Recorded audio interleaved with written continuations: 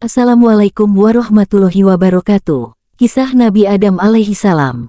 Diciptakannya langit dan bumi. Sebelum Nabi Adam diciptakan, Allah menciptakan langit bumi dan isinya, gunung, laut, tumbuhan, hewan, bintang dan matahari sebagai sumber panas dan bulan sebagai penerang malam.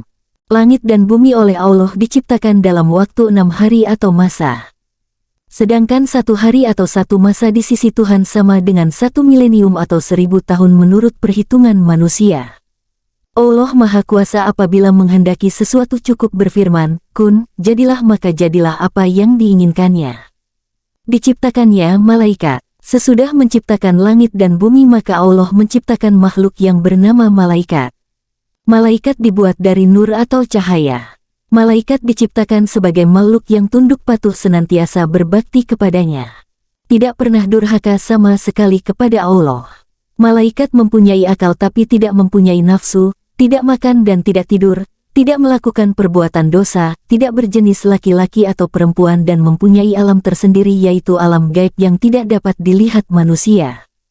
Diciptakannya jin dan iblis. Jin dan iblis diciptakan dari api yang sangat panas, mempunyai jenis kelamin laki-laki dan perempuan. Jin ada yang patuh dan ada yang ingkar kepada perintah Tuhan. Jin yang ingkar dan membangkang perintah Tuhan disebut iblis dan setan.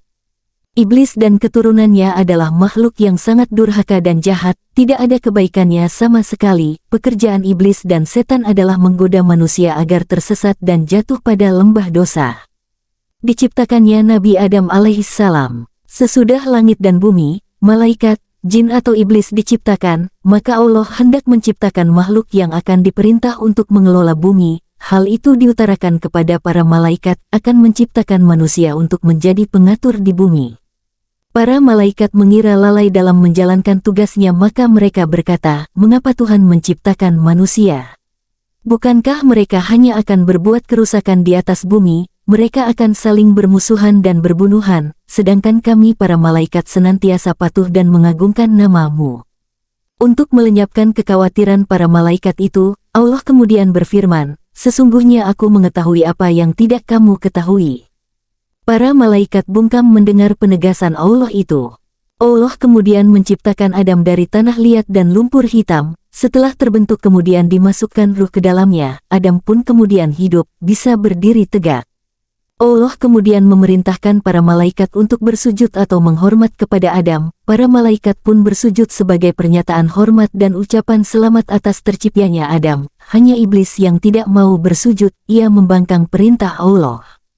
Allah kemudian mengajarkan kepada Adam nama-nama benda yang dilihatnya. Dengan demikian Adam mengetahui nama-nama benda yang ada di muka bumi. Itulah pengetahuan pokok yang nanti diperlukannya untuk mengatur dan memelihara bumi. Kepada para malaikat Allah ingin membuktikan kemampuan manusia untuk mengatur dan memelihara bumi.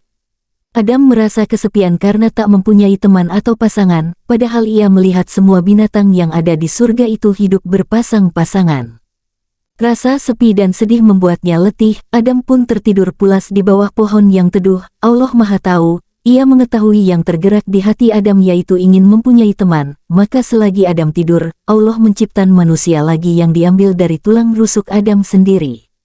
Manusia itu lain jenisnya dengan Adam, ia adalah seorang wanita yang dinamakan Hawa.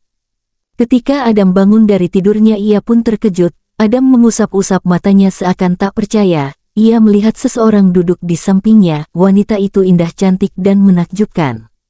Siapakah engkau? Mengapa berada di sini? Adam bertanya. Dengan tersenyum Hawa menjawab, aku adalah Hawa yang diciptakan untuk menjadi teman hidupmu. Gembiranya hati Adam mendengar jawaban itu, ia memuji dan bersyukur kepada Allah yang telah mengabulkan keinginannya sehingga ia tidak merasa kesepian lagi. Begitu Adam bertemu Hawa maka tumbuh hatinya rasa ingin memuaskan nafsu biologi. Ketika itulah para malaikat berkata, jangan dulu, hai Adam, sampai engkau membayar mahar atau mas kawin kepada Hawa. Adam pun bertanya, apa maharnya? Malaikat menjawab, maharnya adalah engkau harus membaca solawat untuk Nabi Muhammad SAW. Adam pun memenuhi mahar yang dimaksud dan malaikat Jibril membacakan khutbah nikah. Lalu Allah menikahkan Adam dan Hawa, disaksikan oleh malaikat Israfil, malaikat Mikail dan beberapa malaikat Muqarrabin. Hawa telah menjadi istri Adam, sepanjang hari mereka bersukaria di taman surga, keduanya bersenang-senang sepuas hati. Mereka boleh makan apa saja makanan dan buah-buahan yang tersedia di surga, hanya satu dilarang oleh Allah yaitu tidak boleh makan buah khuldi. Iblis telah bersumpah untuk menyesatkan Adam dan keturunannya, agar Adam terusir dari surga. Pada suatu ketika ia berhasil masuk surga, kebetulan saat itu Adam dan Hawa sedang merada haus dan lapar. Iblis datang semari berkata, "Hai Adam, tampaknya kau dan istrimu sedang lapar dan haus. Makanlah buah di hadapanmu itu, lihat warnanya begitu indah dan segar, baunya pun sangat harum, tentu rasanya sangat lezat." Adam tahu, buah di hadapannya memang tampak lain daripada yang lain, tapi buah itu adalah buah larangan. Maka ia tak mau memetiknya. Iblis membujuk Hawa tapi Hawa juga tak berani makan buah itu. Iblis kecewa dan merasa sakit hati, tapi ia tidak putus asa. Pada suatu saat ia mendekati Adam lagi.